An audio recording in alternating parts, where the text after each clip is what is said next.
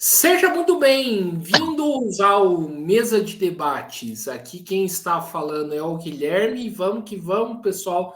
Dar continuidade aqui na nossa programação aí da semana, conversando, debatendo sobre diversas questões e, obviamente, entrando aqui, né, na pauta eleitoral, mas sem deixar aí de falar de temas importantes, né, como esse aqui que nós vamos tratar agora, né, sobre educação. E no dia de hoje eu estou aqui, né, com o Roberto Ferreira. Ele é pré-candidato a vice-prefeito de São Gonçalo pelo PSTU. E vamos conversar aqui sobre educação. Ele também é professor, né, do município de São Gonçalo, né, e falar um pouco de educação e eleição, né? Opa, Então, antes da gente começar, Roberto, eu peço aí para você fazer sua apresentação inicial. opa, caros ouvintes, bom dia, boa tarde, boa noite a todos. Meu nome é Roberto Baeta, né, mais conhecido como Baeta, né? Às vezes eu até esqueço que sou Roberto, né? Porque Roberto tem um monte de Baeta, só tem eu, né? Raramente acho outro Baeta.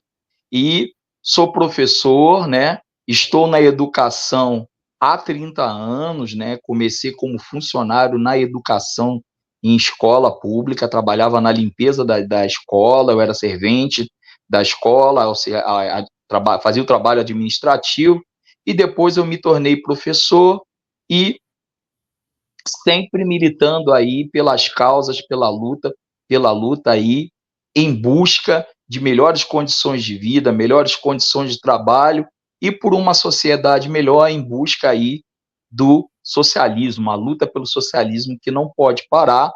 Sou esse profissional que trabalho no município de São Gonçalo, o 17º maior município do Brasil e o segundo maior município do estado do Rio de Janeiro, que ele tem mais ou menos 900 mil pessoas, né? Sou professor de história, né? Sou professor de história e estamos aí para iniciar aí o debate sobre educação, algo aí que é importantíssimo, que vem sendo jogado de lado e vem sendo desprezado por essa sociedade, né, que vem atacando a classe trabalhadora por todos os lados, atacando de todas as formas, com esse projeto de educação que é cada vez mais privatista e destruindo aí e vem destruindo e dando pior aí para a classe trabalhadora, mas a gente vai batalhar sempre, sempre batalhando para mostrar que há saída para os trabalhadores, que é a organização, e mostrando que a sociedade, o socialismo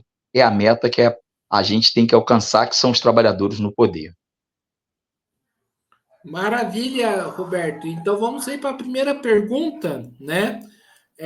Das eleições, né? A gente sempre escuta, né, dos candidatos, né, de que os candidatos vão prometer mais educação, melhorias para a educação. E na prática a gente sabe que isso não ocorre, né?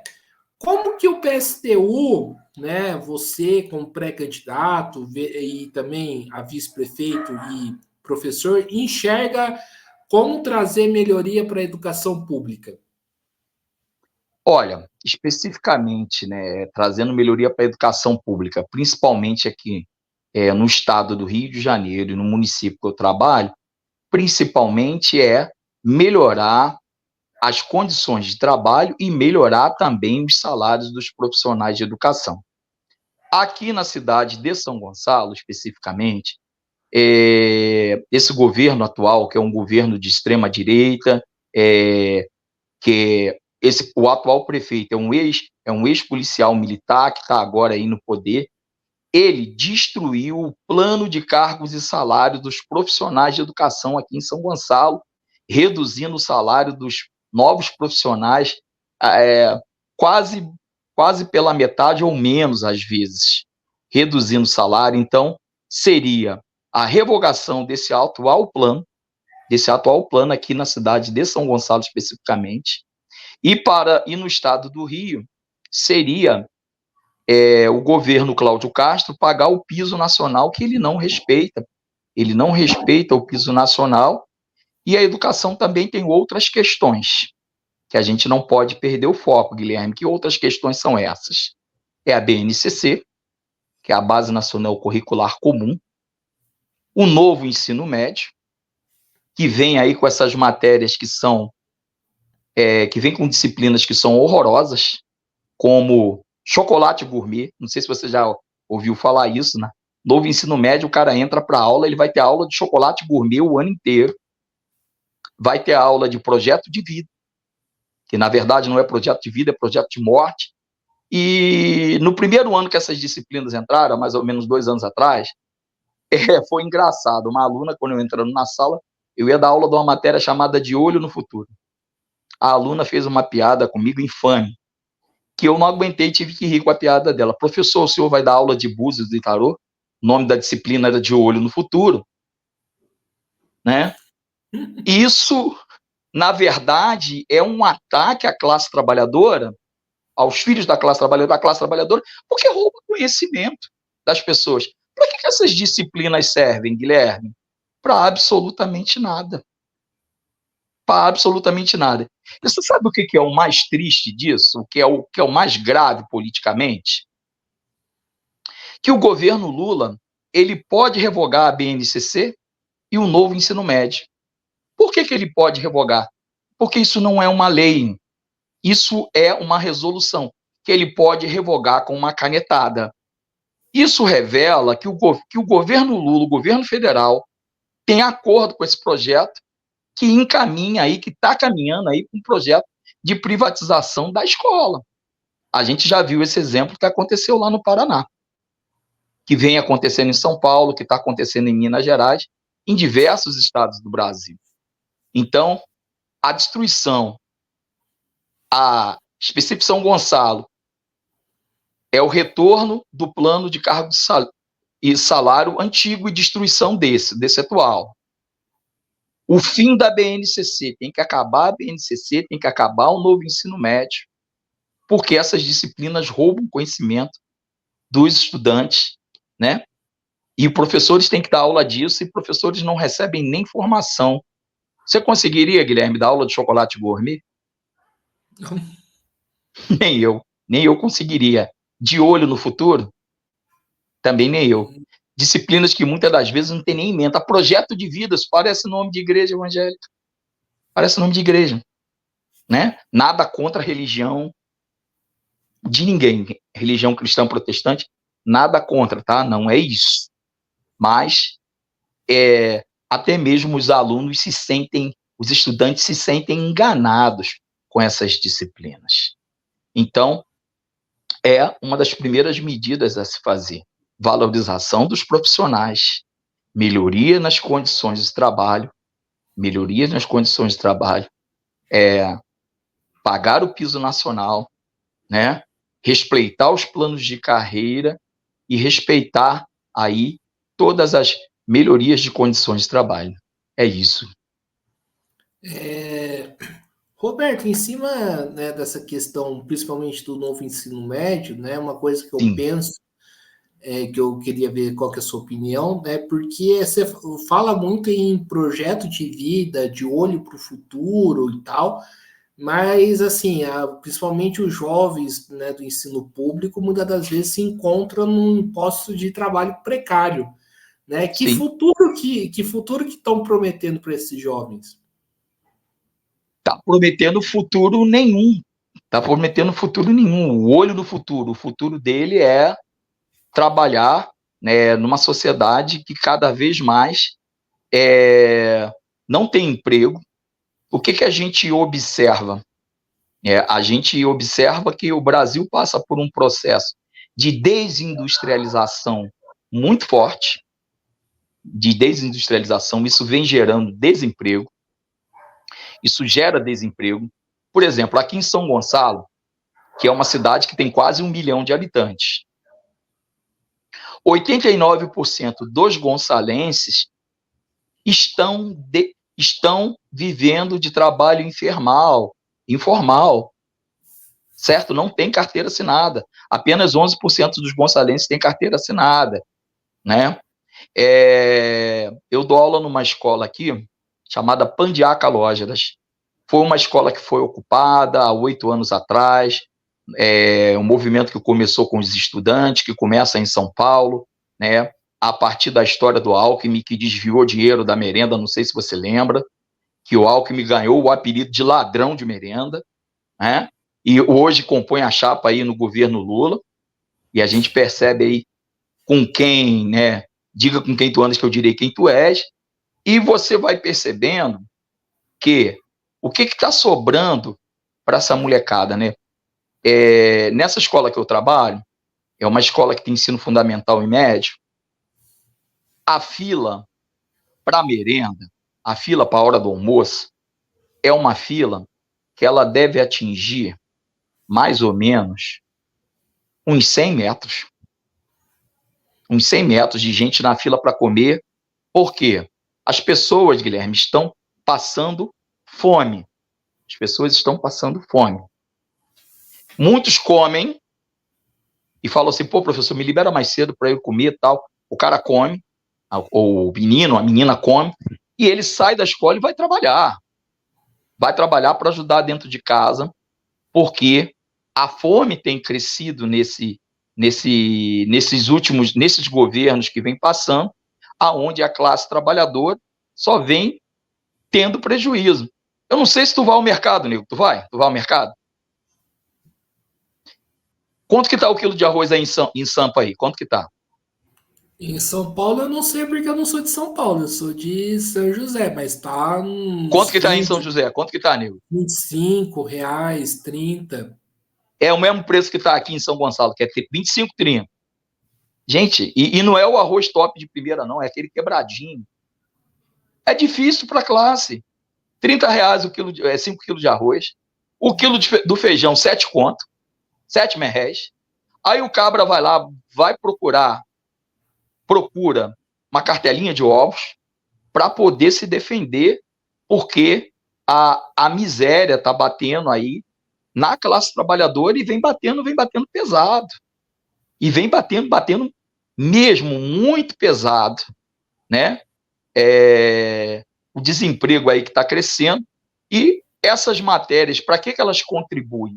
Contribuem para isso, para desvalorizar, para ter uma mão de obra barata para compor aí o mercado de trabalho. E eu dei o exemplo aqui concreto de São Gonçalo, que é um mercado, que é uma cidade onde a maioria das pessoas vivem de trabalho informal. É muito Uber, é muito camelô, né, que são vendedores ambulantes. É o que a gente vê no dia a dia, né? A classe trabalhadora vem sendo cada vez mais atacada. E a nossa proposta é lutar junto com a classe, apontando uma saída. Existe saída. E a saída são os trabalhadores no poder, né? São os trabalhadores tomando poder. Certo. Ô, Roberto, eu queria fazer um comentário aqui, né? É uma coisa que me incomodou bastante, né? Eu já fui professor já no estado de São Paulo, né? Dei aula em São Paulo, né? De fato, quando morava lá. E uma coisa que eu estou percebendo é que tanto em São Paulo e no Paraná deixaram, né, passar dois ataques assim brutais contra os professores e contra a educação pública em conjunto, né? Que é a escola cívico-militar, né, em São Paulo e eu pensei que entrou cabelo na minha boca, e a privatização, né, a terceirização das escolas, né, no Paraná, né? Eu pergunto para você, as direções sindicais, né, do movimento de educação de professores estão mais preocupadas em eleição do que na luta, porque, né, a mensagem que passou é que, por exemplo, em São Paulo, né, onde eu acompanhei, né, as assembleias, é que, né, não importa os ataques, vamos fazer com que a Bebel se eleja prefeita de Piracicaba. O que a gente vem observando de setores da direção,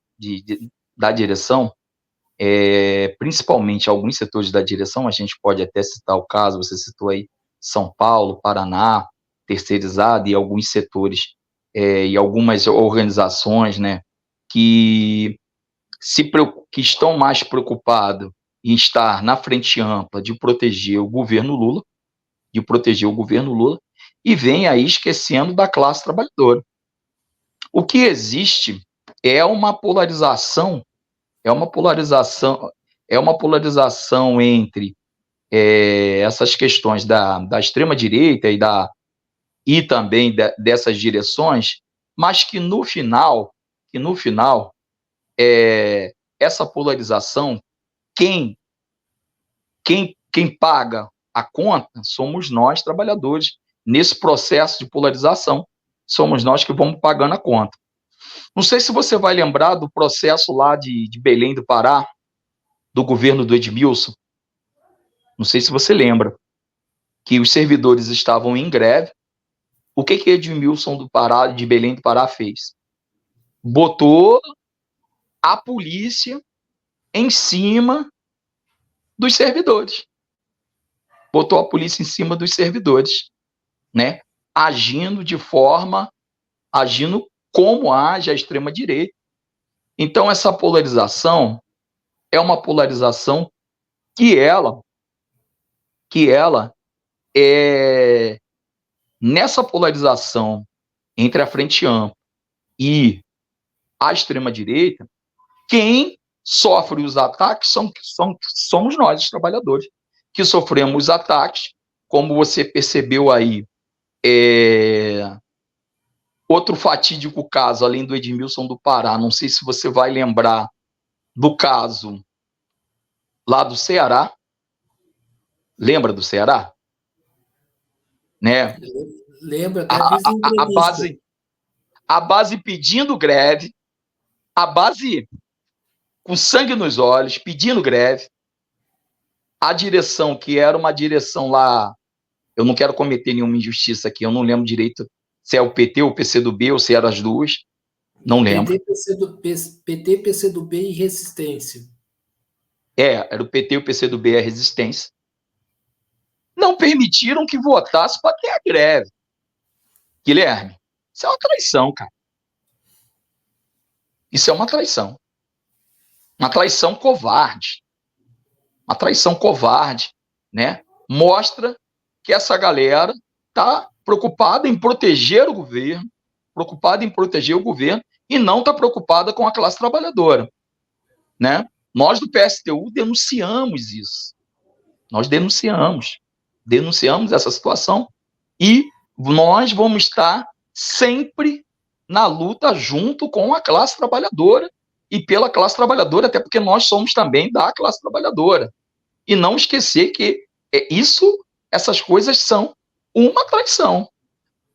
Aqui em São Gonçalo, essa escola que eu trabalho, o Pandiaca Lógeras, atrás da escola tem uma escola cívico-militar, porque devido ao processo de ocupação que a escola sofreu, que a escola sofre esse processo de ocupação, e os caras instauraram uma escola cívico-militar atrás da escola, né? O que é uma clara tentativa de quê? De vigiar, né? Vigiar um movimento, de nos intimidar, mas isso não acontece, até porque a escola é uma escola que, quando tem greve, para 70%, 80% da escola, é uma escola aguerrida, e o que você diz tem razão. Setores da direção estão preocupados em proteger o governo, e a gente precisa dar nome aos bois, né? Por que a CNTE não chama uma greve nacional para barrar o novo ensino médio, para barrar a BNCC? Por que não chama o movimento nacional para fazer isso? Tem que chamar para barrar a BNCC, barrar o novo ensino médio, né? E a classe vem sendo só atacada. Atacada, e não é só na educação, não, é geral, a classe vem sendo atacada, né? São diversos ataques que são, assim, incomensuráveis. Até aqui em São Gonçalo a gente tem um problema teve problema ano passado com as águas do Rio, que a água foi privatizada, né? Eles privatizaram a água aqui, né, no estado do Rio, a SEDAI foi vendida, não dava nenhum prejuízo, a SEDAI batia 70 bilhões por ano, eles privatizaram a SEDAI, né? Aí passou para a água do Rio, a água ficou cada vez mais cara, e no início desse ano, né, eles estavam servindo água contaminada para a classe trabalhadora, para os trabalhadores. Nós fizemos a denúncia, né? E começa aquela clássica pergunta: privatiza aqui melhora? Melhora nada, né? A gente não pode esquecer da experiência dos companheiros aí do metrô em São Paulo, da campanha CSP com Lutas, que foi feita aí contra a privatização, que teve o apoio popular, que a gente não pode esquecer essa lição. Sim. E aí, Roberto, em cima disso, né, que você falou, aí eu te pergunto, né, o pessoal fala muito em combater a extrema-direita, que temos que combater a extrema-direita, que temos que derrotar a extrema-direita, mas que raio de combate é esse que o pessoal, quando, né, for para valer mesmo ir para a luta, o pessoal não vai? Beleza, pergunta show de bola, hein? Pergunta genial. Eu vou te dar a resposta que não é uma resposta, sou eu que estou falando, mas essa resposta não é minha, essa resposta é de um grande mestre. Como é que se combate a extrema-direita? Como é que Leon Trotsky dizia? Né? A extrema-direita se combate. E como é que é a melhor forma de maneira de se combater a extrema-direita? Com mobilização. Não é, né? Se combate a extrema-direita com mobilização. Mobilizando a classe, é assim. Por isso que nós lançamos, estamos lançando a candidatura, porque a gente quer mobilizar junto com a classe, é que a gente quer estar junto com a classe, mobilizando, discutindo o nosso programa, mostrando a saída, que a classe precisa, os trabalhadores têm que estar organizados. Não é simplesmente se escondendo debaixo da cama, não. E a classe trabalhadora, Guilherme, ela não está debaixo da cama. Ela não está debaixo da cama. Essa história da onda conservadora, isso é uma falácia, a classe não está debaixo da cama. Vamos dar os exemplos, a gente falou aqui Paraná, Paraná não, a gente falou Pará, Ceará, São Gonçalo aqui está numa greve, os profissionais de educação estão numa greve crescente, Niterói, que é a cidade vizinha aqui de São Gonçalo, que é a cidade vizinha aqui também, 14 quilômetros daqui de onde eu estou. Aconteceu uma coisa em Niterói, Guilherme, que você pode ir, que eu nunca vi isso. A prefeitura, que está ligada aí à Frente Ampla e tal, governo mais neoliberal, na minha visão, eles convocaram os concursados, o cara passou no concurso, professores, os caras passaram no concurso, aí foram chamados para o concurso. Você sabe o que os caras fizeram? Desconvocaram os caras. Vocês estão desconvocados. Convocou e desconvocou. Isso é um absurdo. Isso é um ataque feroz. Então, a maneira de se combater a extrema-direita é com mobilização. Porque a extrema-direita se combate com mobilização. Não é indo para debaixo da cama, ficando com medo, não. É na mobilização que se combate. Porque quanto mais movimento a classe trabalhadora faz, menos a extrema-direita avança. Vamos lembrar lá da história, lá do nazismo e do fascismo, como é que foi que Mussolini tomou a Itália, Mussolini toma a Itália quando, né, os trabalhadores mais organizados começam a se dispersar e muitos trabalhadores começam a integrar aí os grupos fascistas, né? Para de ter mobilização da classe trabalhadora, aí o fascismo avança. E foi assim na Alemanha também, na Alemanha nazista também, né? A Alemanha parou de ter mobilização dos trabalhadores, o nazismo, o fascismo avança. Então, a maneira de se combater a extrema-direita é com mobilização da classe trabalhadora, né? Mobilização da classe trabalhadora. Mas qual é o problema disso? Aí eu vou provocar. Qual é o problema disso? A galera que diz assim, tem que se combater a extrema-direita, tem que se combater a extrema-direita, mas, ao mesmo tempo, querem proteger o governo e não mobilizam. Isso favorece quem? Favorece, mais uma vez, a extrema-direita, que deve ser combatida juntamente com a frente ampla, né? A gente não pode ter essa ilusão. Tanto a frente ampla quanto a extrema-direita são frações da burguesia. E não estão preocupados com a gente, não. Não está preocupado com a classe, não. Estão preocupados em manter aí o status, estão preocupados em manter aí o status quo. O que a gente precisa entender é que tanto o projeto da frente ampla quanto da extrema-direita são projetos da burguesia.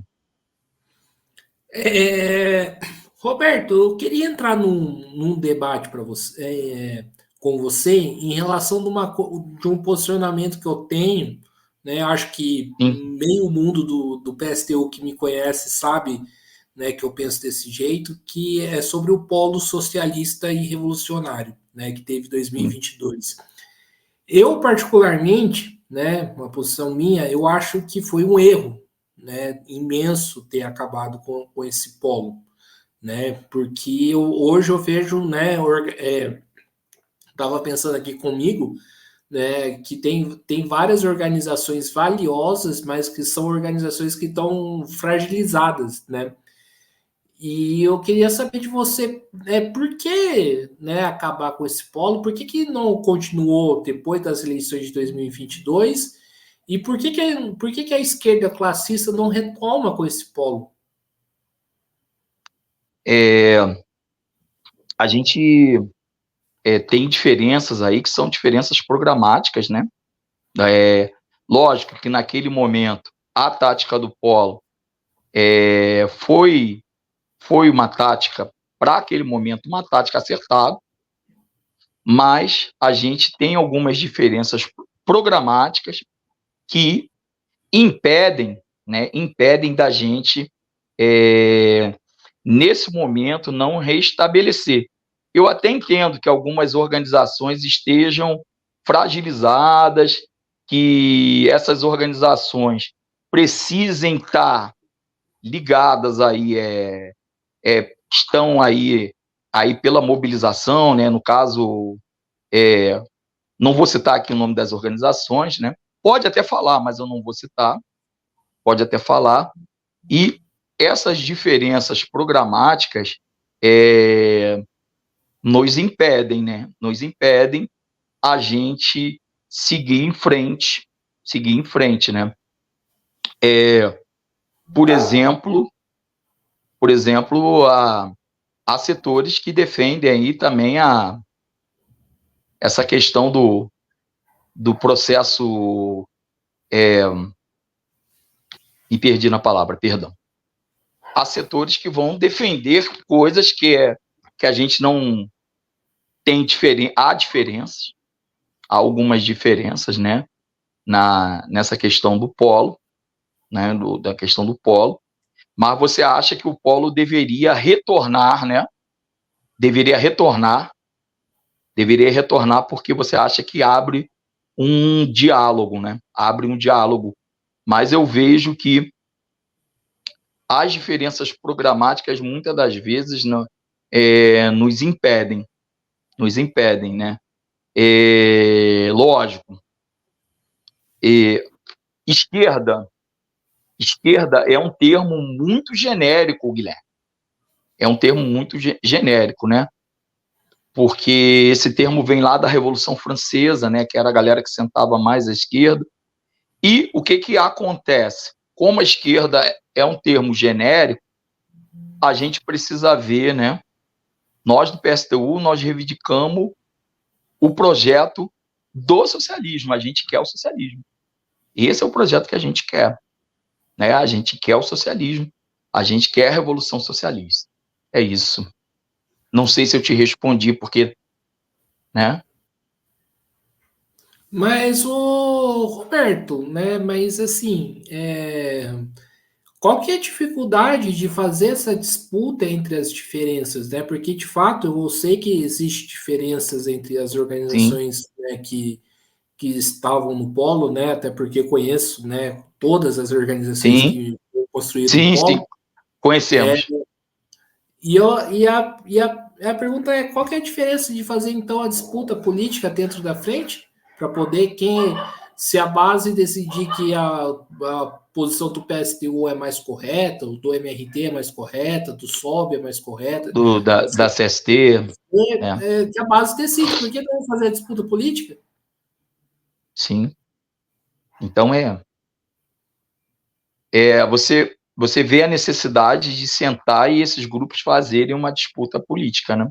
Não, fazer uma discussão política e a política mais acertada, mas que convenceu, é a política que se adota. Uhum. Mas a dificuldade disso, Guilherme, é justamente chegar nesse ponto de interseção programática. Chegar nesse ponto de interseção programática, essa é a dificuldade. Né? Essa está sendo a dificuldade nesse momento, né? De chegar nesse ponto aí de interseção programática. E eu acho que a questão também tem que passar por outras questões. Tem um programa que é o mais importante, porque a gente entende o programa como as principais tarefas que a gente vai aplicar aí na realidade, né? E essa diferença programática, muitas das vezes, ela não é compreendida, não é acertada, né? Não é acertada, e você vê a necessidade de fazer essa disputa para fazer essa discussão aí de programa, né? De fazer essa discussão de programa. O que eu vejo de mais importante é justamente a diferença estratégica, né? Para nós do PSTU, a estratégia é o socialismo, é a revolução socialista, é chegar ao poder, junto com a classe trabalhadora mobilizar e chegar ao poder, né? Chegar ao poder no mundo inteiro, né? Isso eu vejo que tem diferença aí no projeto estratégico. Certo. E mais aí para a gente fechar esse bloco e ir para outras perguntas, Opa, beleza. e como unificar então os revolucionários no Brasil, né? Porque quando eu falo de polo socialista, acho que o principal tentar unificar os revolucionários no Brasil, aqueles que reivindicam a independência de classe. Sim, sim. A gente teria que fazer uma discussão programática e chegar aí a uma interseção e também fazer essa discussão estratégica. Aonde você quer chegar? Né? Você quer o socialismo? Você acredita no socialismo? Porque para nós o socialismo é um processo revolucionário, um processo de ruptura, é um processo revolucionário, né? A gente não vai chegar ao socialismo por dentro do sistema. Não estou falando que essas organizações façam isso, tá? Né? Eu não estou afirmando isso. E a gente acredita nisso, Então, eu vejo que a principal diferença é o projeto estratégico, né? Projeto estratégico e há outras diferenças programáticas que eu posso até citar algumas aqui, né? Que é o caso, por exemplo, feminismo. No feminismo, vou citar aqui o feminismo. Nós do PSTU não reivindicamos o feminismo, porque o feminismo é uma estratégia, é uma tática, né, de melhoria para as mulheres da classe trabalhadora dentro do sistema capitalista. Nós defendemos as lutas de todas as mulheres. Nós defendemos isso. Mas, por exemplo, o feminismo seria também uma questão aí de programática. Eu não sei se você entende assim a questão do feminismo, né? Mas o feminismo é uma saída por dentro do sistema. É uma saída por dentro do sistema e a gente não defende o feminismo. Isso aí já é uma discussão programática. Tá uma discussão aí de pano para manga, né? Porque eu acho que tem várias. Muita coisa. Não, mas isso é bom, pô. Isso é gostoso, não é Claro, ruim, não, é bom. né? Até Isso é porque bom. aqui eu vejo que tem várias vertentes, né, do feminismo que aí E muita precisaria coisa. entrar.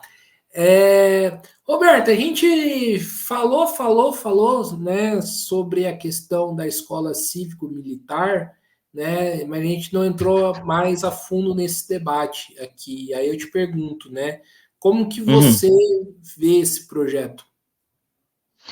Olha, o projeto da Escola Cívico-Militar é um projeto de tentativa de construir aí uma referência para essa galera que é mais para esses setores da burguesia que são mais conservadores, né? Para esses setores da burguesia que são mais conservadores. E o debate sobre isso é um debate bem interessante. As alegações que eles fazem, dizendo que as escolas cívico-militares são melhores do que as escolas regulares. E quando você pega as notas e vai comparar, as escolas regulares têm notas melhores do que as cívicos militares. Isso revela que é uma tentativa de perpetuar e de dizer que a alternativa cívico-militar é melhor do que as escolas militares. E isso está dentro do bojo do processo, né? Dentro do bojo do processo de querer privatizar e destruir a escola pública. De querer privatizar e destruir a escola pública. O problema dos estudantes é a falta de disciplina. Não, o problema dos estudantes está dentro da sociedade. Está dentro da sociedade. Certo? Esse problema está dentro da sociedade e, né, a gente vê que esse problema está ligado à pauperização da sociedade, está ligado aos diversos ataques que a sociedade recebe e as condições de vida da classe trabalhadora em geral. Da classe trabalhadora em geral. Eu estudei, Guilherme, na época da ditadura militar, né? Eu nasci em 73, eu comecei a estudar a partir de 78. Eu peguei a escola que tinha coisas da ditadura militar, e tinha umas coisas assim, que o professor entrava em sala, você tinha que ficar em pé, na hora de subir para a aula, você tinha que fazer cobrir firme, cantar o hino nacional. Olha, isso, né? Esse patriotismo entra também toda a discussão teórica sobre patriotismo, que está ligado, né? Essa questão, né? Não importa onde a gente nasça, 90% das 99% das pessoas, aonde elas nascerem, elas vão pertencer à classe trabalhadora, né? E a luta da classe trabalhadora é uma luta que é internacional, né? Sim, você falou desse negócio aí, né, de, né, bater continência para a bandeira, cantar o hino nacional, levantar para o professor é, é, quando o professor chegar na sala de aula. Qual que é a... Eu queria que você respondesse isso. Tem alguma lógica pedagógica? Porque parece que não tem nenhuma, né? Não há lógica pedagógica nisso, né? Não, lógica pedagógica tem, uma lógica que passa aí pelo controle, né, do aluno, né? Vamos dizer, isso não é uma lógica pedagógica, é uma lógica não que é uma lógica militar, né? Militarizante, né? De mas o que que isso muda, né? E o que que isso vai mudar aí para a classe? O que que isso vai mudar? Nada, absolutamente nada. Não muda nada. Não muda absolutamente nada, né? Não estou dizendo que disciplina não seja importante, não é isso, tá? Não estou dizendo isso. Não confunda dizer que a disciplina não é importante. Não, disciplina é importante. Disciplina é importante. Mas as escolas cívico-militares, elas, o que que elas fazem? Elas recebem dinheiro que vem do Estado, né? Usam os mesmos professores da rede estadual, das redes estaduais, são os mesmos profissionais, muitas vezes, E quem dirige a escola, na verdade, é que, no caso aqui em São Gonçalo, aqui perto da escola que eu trabalho, é um policial militar, que além de receber o salário, deve ganhar algum bônus como diretor e alguma outra coisa, né? O Ele famoso ganha. servidor de emprego, né? Desculpa interromper. Mas é isso mesmo, é isso, né? É exatamente isso. É certo. E indo aqui para a parte final, né, da nossa entrevista, né? Eu perguntar aqui, né, que em meio a esse processo eleitoral que vai começar, né, Isso, eu vou existe, falar disso um pouco. existe duas lutas importantes, né, que eu vejo que é a luta dos trabalhadores do INSS e a luta dos trabalhadores do IBAMA. Sim, Como atuar nessas eleições sem esquecer dessas lutas? Porque eu vou ser bem sincero aqui com você, porque eu garanto que seja, a boa parte da esquerda brasileira, né, PT, PCdoB, PSOL, vai literalmente, desculpa o termo, cagar e andar para essa luta, né? E como fazer para que essa luta não seja esquecida? beleza, boa pergunta, excelente pergunta. Para nós do PSTU, a gente lança candidatura para fazer discussão sobre o nosso programa com a classe trabalhadora e discutir com a classe trabalhadora, e nós apoiamos todas as lutas. A luta dos trabalhadores do INSS e do IBAMA, elas são importantíssimas, a gente não pode desprezar isso. Os trabalhadores do IBAMA nos últimos anos, no governo anterior e nesse o ataque continua, sofreram uma série de perdas, de reveses, né? Tanto é que eles estavam em greve há pouco tempo. Eu recebi um vídeo mostrando uma placa de que eles estavam em greve, né? Não sei se você viu isso, que eles estavam em greve, os trabalhadores do INSS também, que vem sofrendo diversos ataques e do atual governo, e a gente não pode desprezar a luta desses trabalhadores em nenhuma luta. Para nós do PSTU, nós defendemos apoiar todas as lutas dos trabalhadores em em todas as situações, porque os trabalhadores eles são o motor da sociedade, né? O motor da sociedade vai fazer mover a sociedade, e entendendo que nós também somos trabalhadores e precisamos apoiar essas lutas, né? É,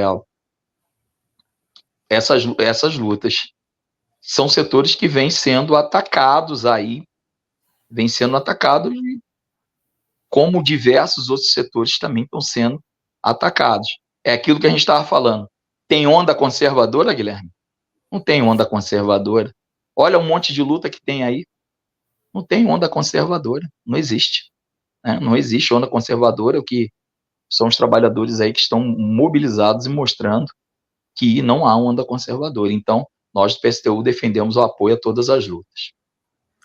Ô, Roberto, falando aqui da CSP Conlutas, a Conlutas não, né, não daria um passo muito grande para frente se ela não lançasse uma campanha nacional contra o arcabouço fiscal?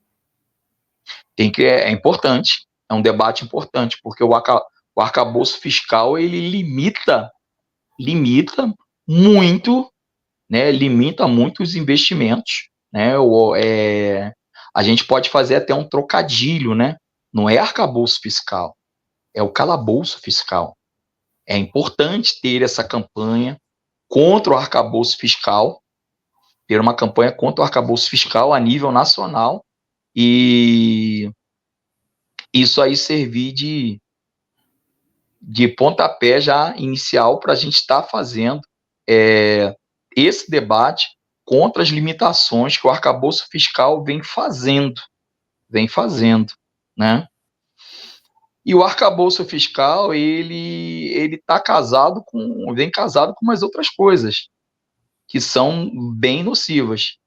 A PEC 32, por exemplo, a reforma administrativa, né? A reforma administrativa que, se ela passa, é o fim do funcionalismo público e o ataque à classe trabalhadora ele vai ser muito pior. Vai ser muito pior que a PEC 32 ela vai querer levar aí a acabar com tudo, né? E isso vem casado com o arcabouço fiscal que limita aí os gastos, limita os gastos do governo, né? Você tira o dinheiro público e dá, né, para a burguesia, para o mundo privado aí, né, para a burguesia e a classe trabalhadora cada vez mais sendo mais atacada. Certo. Agora, para a gente finalizar aqui a nossa conversa, Roberto, né? Uma pergunta mais polêmica, né? Se a Porra, chapa, fala. né? Eu Se tô a gostando, eu gosto de chapa, polêmica. não, se a chapa que você está, né? Caso ela consiga se eleger para a prefeitura de São Uhum. Gonçalo, a gente sabe que o salário de um político, de um parlamentar, é bem maior do que o salário de um trabalhador. Sim. Vocês abririam mão desse super salário que o que político recebe? Bom, o que que nós faríamos? O que que eu faria? Eu continuaria recebendo o mesmo salário que eu recebo hoje, tocaria a vida. Mesmo salário que eu recebo de professor, tocaria tocaria a minha vida, né? Que é a dinâmica aí que a gente deve assumir, nessa toda essa situação. Manteria o meu mesmo salário e tocaria, né? Como essa é a dinâmica que deve ser é, na no processo eleitoral, no processo eleitoral. Um prefeito, eu não sei quanto que ganha um prefeito aqui, o prefeito de São Gonçalo deve estar batendo quase 20 mil de salário. Eu continuaria ganhando o meu salário e daria para eu viver, porque eu entendo que a política a gente tem que estar a serviço junto com a classe trabalhadora, lutando aí rumo à, à sociedade socialista. Por isso que aqui em São Gonçalo a gente lança essa campanha, eu sou o vice-prefeito, aí o Reginaldo é carteiro, Reginaldo Carteiro é prefeito, candidato perdão, tem até que corrigir isso, nós não somos candidatos, nós somos pré-candidatos, pelo amor de Deus. Corrigindo, nós somos pré-candidatos, senão se dá processo. O Reginaldo é pré-candidato a prefeito, eu sou pré-candidato a vice-prefeito, nós nós defendemos, é, estamos defendendo junto à classe trabalhadora, estando ao lado da classe trabalhadora e vamos apoiar todas as lutas da cidade, revogar o plano de cargos e salários dos profissionais de educação, pedir a reestatização da água do Rio,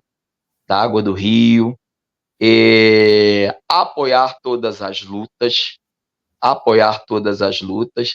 São Gonçalo, Guilherme, é uma cidade que 57% dos moradores são negros. 57% dos moradores são negros. Inclusive a nossa chapa é toda negra. O Reginaldo é negro, eu sou negro, a Deise é negra, né? A Deise vem como candidata a vereadora. Nós somos todos negros e a gente entende que o racismo na nossa sociedade ele é muito, muito forte. É muito forte.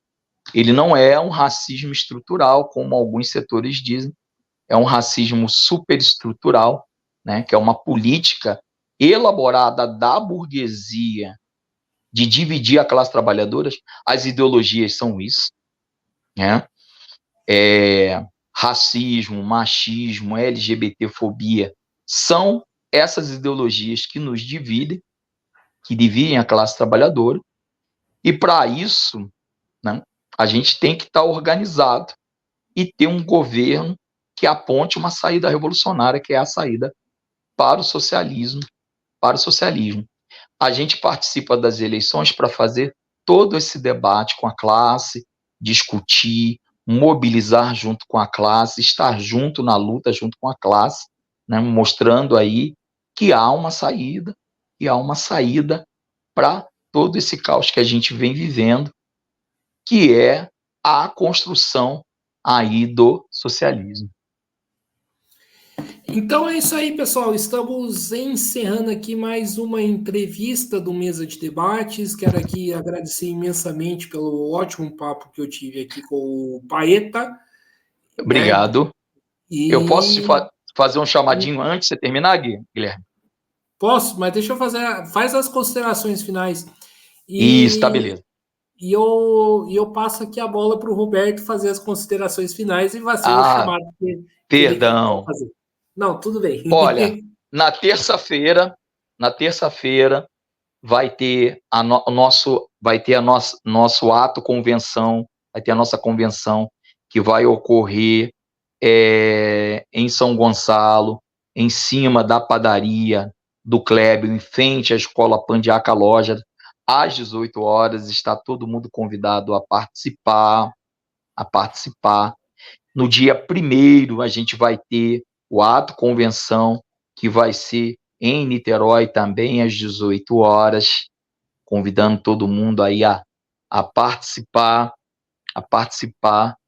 e chamamos a todos aí construir uma alternativa revolucionária e socialista, e convidamos para quem quiser, venha nos conhecer, vamos lá para o ato de lançamento lá no Pandiá, vamos chamar a galera que é em frente ao Pandiá, não é difícil chegar, Rua João Cesarino 134, chamando todo mundo para a gente discutir. A gente discutir política vai ser a nossa convenção e o ato de lançamento, né? Guilherme, não posso te convidar que você está longe. Não, eu posso te convidar, mas você está longe. Quem sabe no futuro, na próxima, eu vou. Opa! Você está longe. Então, acho que é isso aí. Então, mais uma vez, agradecendo o Roberto, também agradecendo a você que estiver nos assistindo. Se inscreva no canal podcast Mesa de Debates de Tudo Um Pouco, acompanhe o nosso trabalho, curta, compartilhe, comente aqui as nossas entrevistas, matérias e programas. Segue a gente nas nossas redes sociais. Além do YouTube, nós estamos no Facebook, TikTok, Instagram e no Quai.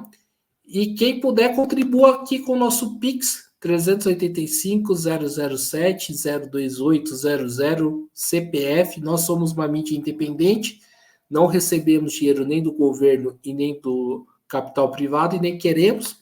Então, para a gente cobrir os nossos custos, inclusive, né, futuramente pensar aí uma viagem para São Gonçalo, fazer cobertura de convenção, né, contribua aqui com o nosso Pix, aí quem sabe mais para frente aí a gente consiga, né, fazer esse tipo de coisa que, né, o Roberto falou aqui, falando, brincando aqui, mas a intenção futura é fazer cobertura das convenções em São Paulo, né, mas e quem sabe em outros lugares do Brasil. Então, quem puder, contribua aqui com o nosso Pix aqui, do Mesa de Debates. Então é isso aí, pessoal. Por hoje é só. Um forte abraço e fui.